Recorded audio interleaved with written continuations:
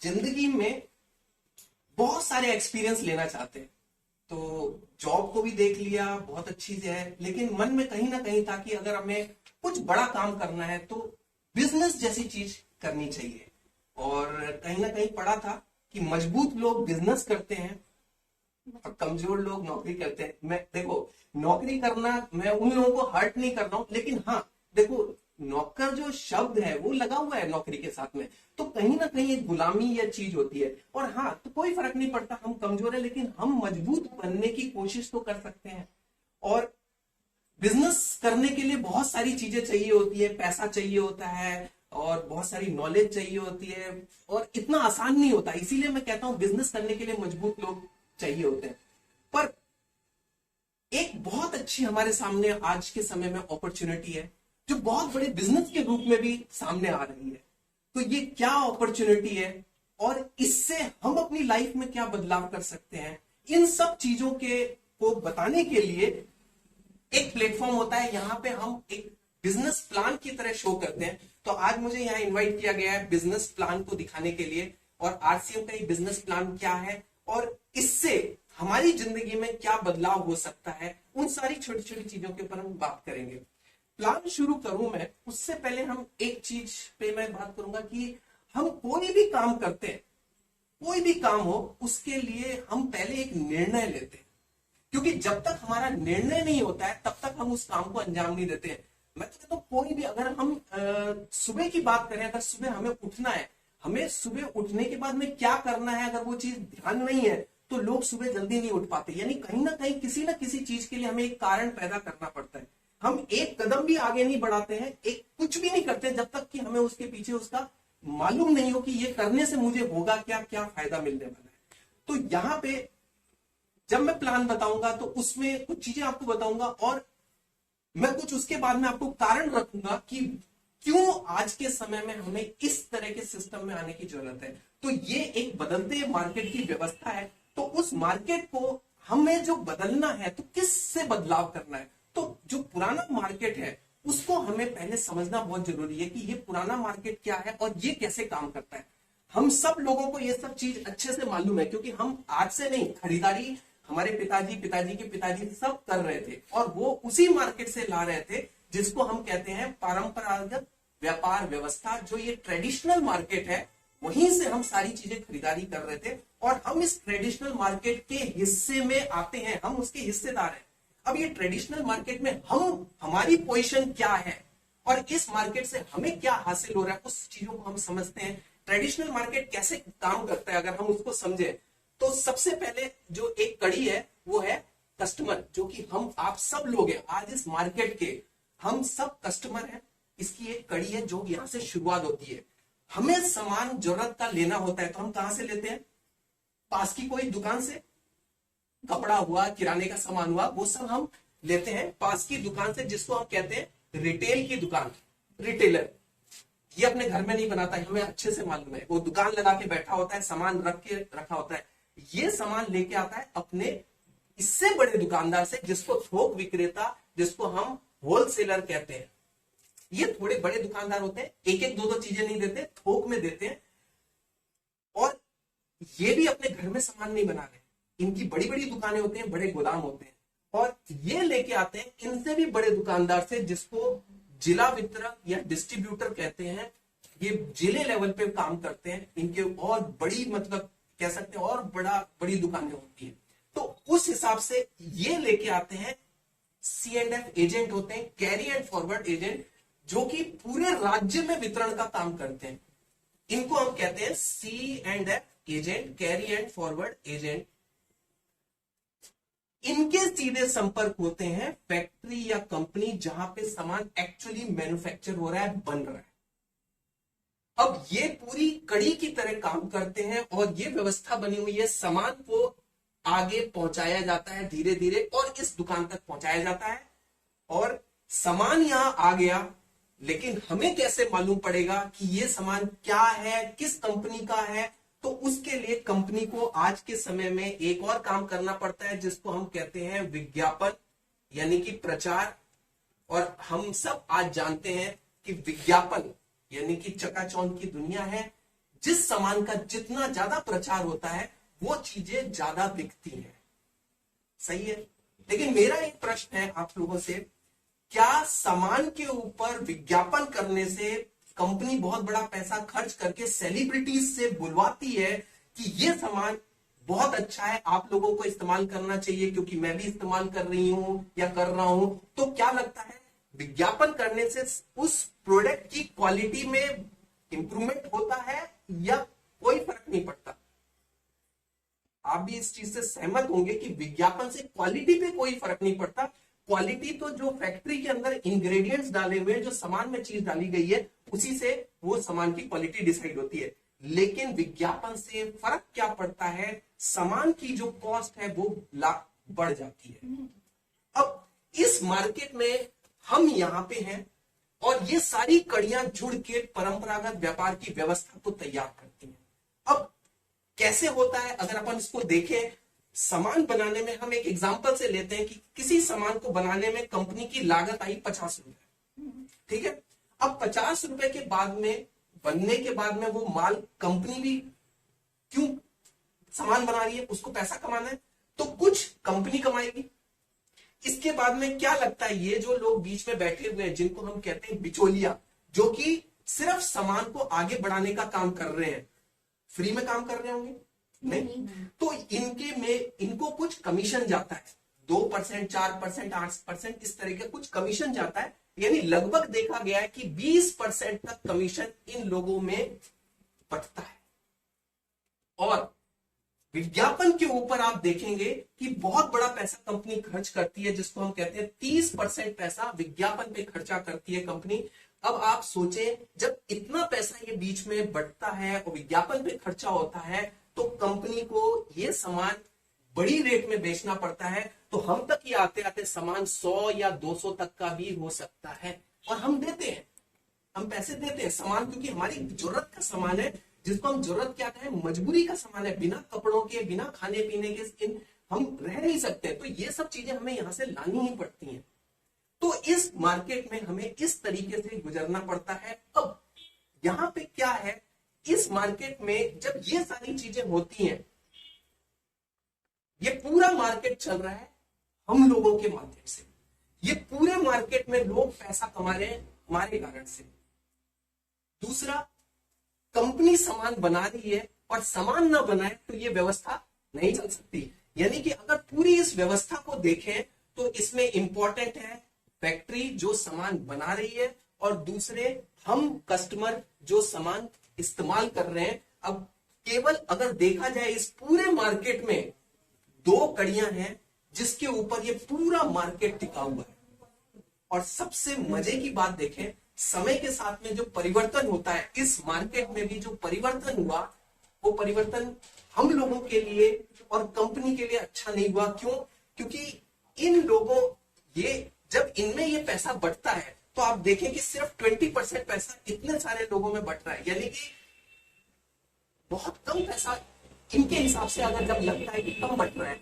और यहाँ पे विज्ञापन पे सेलिब्रिटी जो कि पहले ही करोड़पति अरबपति हैं, उनको बहुत बड़ा पैसा विज्ञापन के रूप में मिल जाता है चंद सेकंड का। तो आप देखें, मलाई मलाई विज्ञापन वाले लेके चले जाते हैं और ये लोग छाछ के लिए लड़ते हैं, तो ये लोग कुछ गलत हरकतें करते हैं और वो गलत हरकत हमारे लिए अच्छी नहीं है। क्यों? क्योंकि ओरिजिनल सामान, कोई भी फैक्ट्री जो अपना ब्रांड बन के आती है तो वो कब बनता है, जब वो अपनी एक क्वालिटी देती है। लेकिन ये क्वालिटी जब निकल के इन लोगों के हाथों से गुजरती है, और अगर ये लालची किस्म के बीच में लोग हैं, तो आज न्यूज़पेपर में और हर जगह ये निकल के आता है कि मिलावट जैसी चीजें हो रही हैं, नकली फैक्ट्रियां पकड़ी जा रही हैं। तो ये सब किसकी देन है? इन बीच वाले लोगों की देन है। यहां से 100 पेटी निकलती हैं, लेकिन जादू होता है बीच में, 100 की 1000 पेटियां भी बन जाती हैं। आज मार्केट के अंदर 10 में से आप मान के चलो 6 से 7 प्रोडक्ट नकली मार्केट के अंदर घूम रहे। हम लोग, विश्वास हमें करना ही पड़ेगा, हम लोग विश्वास के साथ जाते हैं, बिना बिल मिलता है, हमें बिल भी नहीं मिलता, और हमें वो नकली सामान हमें पकड़ा दिया जाता है, जिसका नुकसान हमारे स्वास्थ्य के साथ में होता है। बहुत सारे जो ये पैसों का नुकसान हो रहा है, स्वास्थ्य का नुकसान हो रहा है, बहुत सारे जो ये नुकसान हो रहे हैं इस मार्केट के कारण हो रहे हैं। जबकि हम इस पूरे मार्केट को चलाने वाले हैं फैक्ट्री और कस्टमर। अब नई व्यवस्था क्या आई, ये हमने देखा पुरानी व्यवस्था है और नई व्यवस्था ने एक इजाद किया, उसमें देखा गया जब हम दो ही लोग इंपॉर्टेंट हैं, फैक्ट्री और कस्टमर, तो इन लोगों के बीच में क्या जरूरत है, तो एक नया सिस्टम जिसको डायरेक्ट सेलिंग कहते हैं, यानी कंपनी ने सामान बनाया और उसको सीधा सीधा ग्राहक तक पहुंचा दें, उसको कहा सीधी वितरण प्रणाली, direct selling system, DSL, direct selling. तो उसमें ये विदेशों से शुरू हुआ, लेकिन चीज अच्छी थी। अगर हमें नकल करनी पड़ जाए, कोई अगर अच्छी चीज है तो उसकी नकल करनी चाहिए। और अगर हम वैसे देखें, हम पूरे जीवन में एक दूसरे से नकल करके ही सीखते हैं। जब हम पैदा होते हैं तो हमने देखा होता है कि लोग दो पांव पे चल रहे हैं, कपड़े पहन रहे हैं, तो धीरे धीरे हम भी वही सब काम करते हैं। तो यहाँ पे भी इसी तरह से हमने नकली की है। तो यहाँ पे एक जो अच्छी व्यवस्था है, तो वो अगर हमारे हिंदुस्तान में आई, और ये आरसीएम जो कंपनी है, नाम आपने आरसीएम का बहुत सुना होगा, आरसीएम, लेकिन एक्चुअली कंपनी का नाम आरसीएम नहीं है, कंपनी का नाम है फैशन शूटिंग्स प्राइवेट लिमिटेड। ये भीलवाड़ा में 1977 से कपड़ों के व्यवसाय में थी, 1977 से, और ये इसी तरह से ट्रेडिशनल मार्केट के थ्रू अपने कपड़े बेच रही थी। लेकिन सन 2000 में जो इनके ओनर हैं त्रिलोक चंद जी छाबड़ा, उनको ये प्रेरणा हुई, उनको ये लगा कि हिंदुस्तान के लिए एक बदलाव की जरूरत है, और इस मार्केट नहीं, एक जो डायरेक्ट सेलिंग सिस्टम है, इस तरह की अगर व्यवस्था आएगी तो न केवल हिंदुस्तानियों का अपलिफ्टमेंट होगा, बढ़ोतरी होगी, बाकी अपने देश का भी अपलिफ्टमेंट होगा, लोगों की जो प्रति आय जो इनकम होती है वो भी बढ़ेगी, और भी बहुत सारे उनको इस तरह की प्रेरणा हुई। तो उन्होंने सन 2000 में इस तरह की व्यवस्था को शुरू किया, जिसको उन्होंने ब्रांड नेम दिया RCM, right concept of marketing. यानी इन्होंने कहा कि ये जो पुरानी व्यवस्था थी, हो सकता है ये कभी सही रही हो, लेकिन आज ये व्यवस्था नहीं, ये व्यवस्था फैक्ट्री और कंपनी दोनों के लिए अच्छी है, क्योंकि इसमें हम मिलावट से बच रहे हैं और भी बहुत सारी चीजों से इसमें फायदा हो रहा है। तो अगर हम छोटे छोटे थोड़े से फायदों को देखें, तो सबसे पहला फायदा हमें यहाँ पे क्या मिलता है, यहाँ पे हमें शुद्ध सामान मिलता है। क्यों शुद्ध सामान मिलता है, ये चीज मैंने आपको क्लियर कर दी। मिलावट करने वाले ये लोग थे, और यही बीच से अगर नहीं है, हटे हुए, तो हमें ओरिजिनल सामान हमारे घर में आ रहा है, तो हमें शुद्ध सामान मिल रहा है। और आज देखा जाए सबसे बड़ा चैलेंज यही है कि हम पहचान नहीं पाते हैं कि घर में ओरिजिनल सामान आ रहा है या डुप्लीकेट। तो यहाँ पे हम बिल्कुल निश्चिंत हो सकते हैं कि हमारे घर में इस तरह की व्यवस्था से अगर सामान आ रहा है तो वो शुद्ध सामान ही होगा। और उसपे मोहर और लग जाती है शुद्धता की, जब हमें यहाँ पे सामान पक्के बिल के साथ में मिलता है। यानी हमें यहाँ पे पक्का बिल मिलता है, चाहे 1 रुपए का शैम्पू भी लेंगे तो पक्के बिल के साथ मिलेगा। गवर्नमेंट के पास प्रॉपर तरीके से पैसा जाएगा, टैक्स जाएगा, जो कि गवर्नमेंट को भी पैसों की जरूरत होती है, लेकिन ये जो बीच का जो सिस्टम है, उसके कारण से टैक्स की चोरियां होती है। हमारे देश के डेवलपमेंट में ये बाधक है। आप देखेंगे बहुत सारी समस्याओं का जो जड़ है वो ये मार्केट है। तो यहाँ पक्का बिल मिलता है। और तीसरा अगर हम देखें, यहाँ पे कंपनी कहती है मेरे सामान की मैं गारंटी देती हूँ, आपको मनी बैक गारंटी मिलती है 30 डेज की। 30 दिन का आपके पास में समय होता है। अगर आपको सामान में असंतोष लगता है या कोई भी ऐसी ऊंच नीच लगती है, तो आप अपने सामान को यहाँ लाके आपके पैसों को कंपनी वापस, यानी यहाँ पिकअप सेंटर से आपको वापस रिटर्न कर दिया जाएगा। ये सामान वापस एप्लीकेशन के थ्रू होता है, उसमें रिटर्न हो जाता है और आपके पैसे आपको वापस कर दिए जाते हैं। अपने में बहुत बड़ी बात है, मनी बैक गारंटी कंपनी की तरफ से मिल रही है, क्योंकि कंपनी को मालूम है कि मेरे पास में जो वापस भी ग्राहक के थ्रू सामान आ रहा है वो ओरिजिनल आएगा। यहाँ पे कंपनी को भी मालूम है, इन लोगों को भी मालूम है कि डुप्लीकेट सामान पहुंचा है, ये डुप्लीकेट वापस आया तो हमारे कोई काम का नहीं, हमें फेंकना पड़ेगा।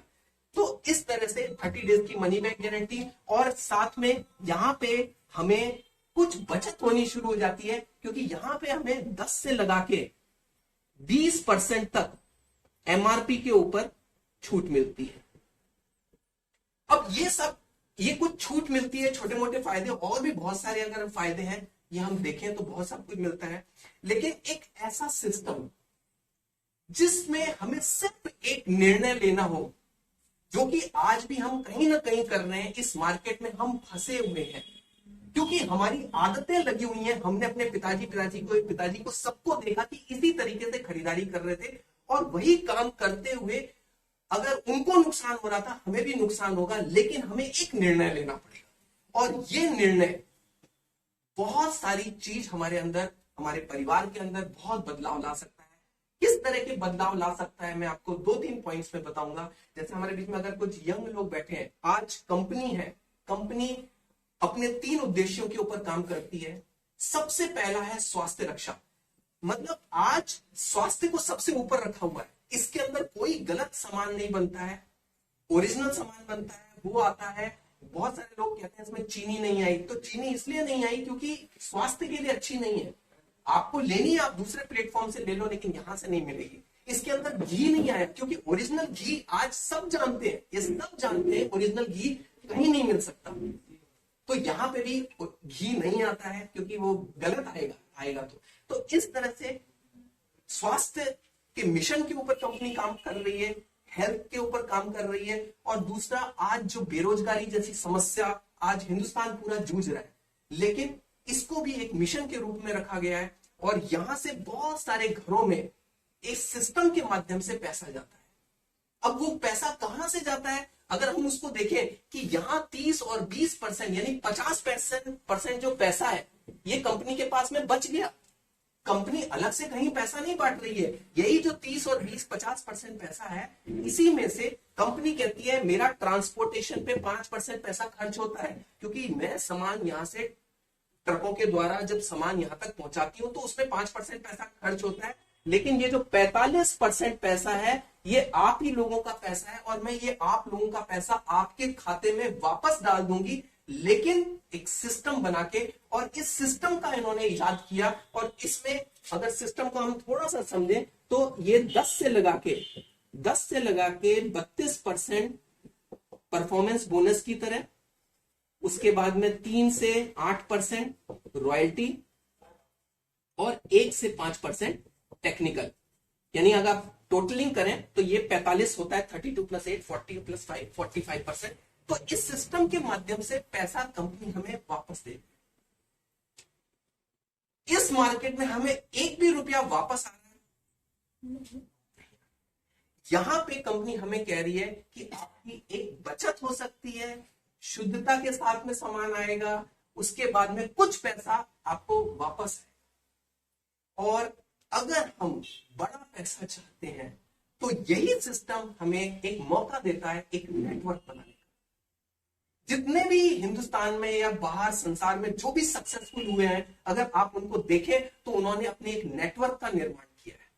और हमें यहां पे एक कंपनी मौका देती है बिना पूंजी लगाए, किसी भी तरह का कोई हेडेक नहीं। हमें एक 700-800 प्रोडक्ट की कंपनी ने एजेंसी दे दी, हम कमजोर हैं, लेकिन हमें कंपनी ने मौका उपलब्ध करा दिया। आप मजबूत बन सकते हैं बिना पैसा लगाए, आपको पैसा लगाने की जरूरत नहीं है। लेकिन यहां पे कंपनी हमसे उम्मीद एक करती है, और वो उम्मीद भी जायज है। वो उम्मीद क्या है, कंपनी कहती है सामान को पहुंचाने का काम मैं कर रही हूं, यानी बिचौलियों का काम मैं कर रही हूं, लेकिन विज्ञापन मैं नहीं करती, क्योंकि विज्ञापन से क्वालिटी नहीं बढ़ती। मुझे बहुत बड़ा पैसा उनको देना पड़ता है। मैं जो अमीर हैं, करोड़पति हैं, उनको और पैसा क्यों दूं? ये आप ही लोगों की गाड़ी कमाई का पैसा है। और अगर आप मेरे लिए विज्ञापन करते हो, मेरे शुद्ध सामान के लिए विज्ञापन करते हो, इन चीजों को ज्यादा से ज्यादा घरों तक पहुंचा पाते हो, अच्छा सिस्टम लोगों तक पहुंचा पाते हो, तो यही पैसा मैं आपको दे सकती हूँ। और यही जो छोटा, आप इसको समझ रहे होंगे कि बहुत छोटा पैसा है, तो ये कोई छोटा कम पैसा नहीं है, क्योंकि बूंद बूंद से घड़ा भरता है। और इतने सारे प्रोडक्ट हैं, इसी में से पैसा निकाल के थोड़ा थोड़ा अगर हम लोगों में डिस्ट्रीब्यूशन में जाता है तो बहुत बड़ा पैसा बनता है। और क्योंकि जो नेटवर्क की ताकत है, उसके ऊपर सर भी थोड़ा सा बात करेंगे कि नेटवर्क आज हमारे लिए बनाना क्यों जरूरी है।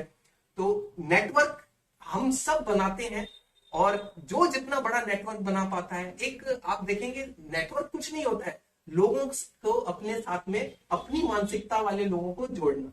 तो यहाँ पे जो हम ग्राहक हैं, हमारी जो मानसिकता है, लेकिन हमारे साथ में कुछ दिक्कतें हैं, यहां हम अकेले हैं, उसका शोषण होता है जो अकेला होता है। इस मार्केट को अगर हम समझें, सामान लेने के लिए हम अकेले जाते हैं, और जब हम अकेले जाते हैं तो हमें बिल नहीं मिलता, नकली सामान हमारे घर में आता है। यानी ये चीज क्या है, इसको आप समझे, ये शोषण ही है। हमारे ही पैसे से ये पूरा मार्केट चल रहा है, हमारा शोषण हो रहा है। लेकिन यहां हमें कंपनी एक मौका देती है, हम संगठित हो जाए, और अगर हम संगठित हो जाते हैं तो हमारा कोई शोषण नहीं कर सकता। मजदूर लोग अपनी यूनियन बना लेते हैं तो कंपनी का मालिक उनका शोषण नहीं कर सकता। तो यहां पे भी अगर हम अपने आप को संगठित कर ले तो हमारा कोई शोषण नहीं होगा। और न केवल शोषण, हम एक बहुत बड़े बदलाव की बात कर सकते हैं। मार्केटिंग प्लान करीब करीब खत्म हुआ। बस मैं आपसे एक और चीज कहूंगा, अगर आप अपने देश से प्यार करते हैं, आज हम बहुत बातें करते हैं जब दीपावली आती है कि चाइना की लड़ियां वहां से मत खरीदो, क्योंकि ये पैसा जो हम खरीदते हैं वो हमारे ही अगेंस्ट में लगेगा, क्योंकि यही एम्युनिशन खरीदे जाएंगे, चाइना खरीदेगा और यही हमारे अगेंस्ट में लगेगा। तो यहां पे एक दिन दो दिन से क्या होगा, आज इस मार्केट को अगर अपन देखें तो हिंदुस्तान लीवर लिमिटेड और भी इस तरह की विदेशी कंपनियां जिन्होंने इसको कैप्चर किया हुआ है, विदेशी सामान धड़ल्ले से बिक रहा है, क्योंकि उन्हें मालूम है हिंदुस्तानियों को सस्ता चाहिए, और उस सस्ते का फायदा उठा के केवल विज्ञापन करते हैं और उसकी क्वालिटी को कम से कम कर देते हैं। और इस तरह की चीजें हो रही हैं। जैसे अगर तेल की बात करें, बहुत कुछ है, लेकिन उतना अभी टाइम नहीं है, इसके ऊपर अपन बाद में भी चर्चा कर सकते हैं। लेकिन यहां पे मैं ये कहूं कि यहां पे इस मार्केट को विदेशी कंपनियों ने कैप्चर किया हुआ है। अगर हमारे अंदर हिंदुस्तान के प्रति हम अगर चाहते हैं, अपने देश को ऊपर लाना चाहते हैं, तो अपने स्वदेशी प्रोडक्ट को बढ़ावा देना होगा। और ये आरसीएम जो आज बहुत अच्छा प्लेटफॉर्म है, ये एक कदम और आगे चलती है। आप नीचे देखेंगे पतंजलि का भी सामान है कुछ, तो पतंजलि का सामान स्वदेशी है, बहुत अच्छा है। लेकिन आरसीएम की अगर हम बात करें तो देश का विकास तो हो ही रहा है, लेकिन अपने घर का विकास भी हो रहा है, क्योंकि यहां अपने बचत हो रही है और बहुत बड़ा पैसा, बहुत बड़ा बिजनेस के रूप में हमें यहां अपॉर्चुनिटी मिल रही है। तो सिर्फ एक निर्णय, जो मैंने अपनी बात शुरू की थी, निर्णय से केवल हमें एक बहुत छोटा निर्णय लेना है कि इस मार्केट को हमें छोड़ना है, और इस मार्केट को छोड़ के एक नए बदलते हुए मार्केट को अगर हमने अपना लिया, और इसी चीज को हम आगे से आगे लोगों तक इस मार्केट को पहुंचा पाएंगे, यही काम अगर करते हुए हम अपने जैसी मानसिकता वाले लोगों को अपने साथ जोड़ते जाएंगे, एक नेटवर्क का निर्माण करेंगे, तो बहुत सारी चीजें इसमें मिल सकती हैं। तो मिलने के लिए इसमें बहुत कुछ है। आप कोई ना कोई एक कारण निकालें कि मेरे को ये क्यों करना है, देश के लिए करना है, अपने परिवार के लिए करना है, खुद की पर्सनैलिटी डेवलपमेंट के लिए करना है, या समाज के लिए कुछ करना चाहते हैं। कोई ना कोई एक कारण निकालें, और उस कारण को लेके हमें इस बिजनेस को अगर खड़ा करते हैं तो एक सुरक्षा जैसी चीज भी इसमें होती है कि हमारे आने वाली पीढ़ियों को भी हम एक बहुत अच्छा ऐसा सिस्टम देके चले जाएंगे, जिसके बाद में उन्हें मनी फ्रीडम, टाइम फ्रीडम और बहुत सारी चीजें यहां से इसी एक ही प्लेटफॉर्म से मिल सकती हैं। तो मैं अब यही समाप्त करूंगा।